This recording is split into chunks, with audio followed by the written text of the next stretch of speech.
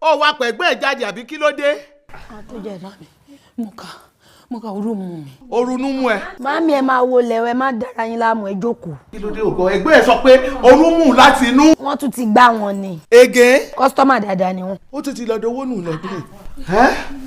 Màámi mo ti sọ fún wọn pé tán bá fẹ́ lọ Àjàbí umra Ali Yusuf International Travels and Tours ní kó bá lọ àìmọye èèyàn tí mo ti introduce wọn tó yẹn pé wọ́n délé báyìí wọ́n ń dúpẹ́ ni ziyara ọ̀fẹ́ ní Mecca àti Medina accommodation wọn kò lẹ́gbẹ́ hospitality wọn báyìí 100% ni hòtẹ́ẹ̀lì tó máa gbà fún yín báyìí ẹgbẹ́ aram ló máa wà mo ti sọ fún àwọn ni wọ́n gbọ́. Ali Yusuf. kí ló tún dúró dé máa bọ̀ ní Ali Yusuf International Travels and Tours tó kalẹ̀ sí nọ́mbà 50 Ìṣàgá road Owódélé bus stop along Blue road Sùúrùlérè Lagos 08035124441 ọ́fíìsì wa wà nílùú Ìlọrin Ìbàdàn Ọ̀yọ́ Ayétòrò Ali Yusuf International Travels and Tours ìbẹ̀rù Ọlọ́run.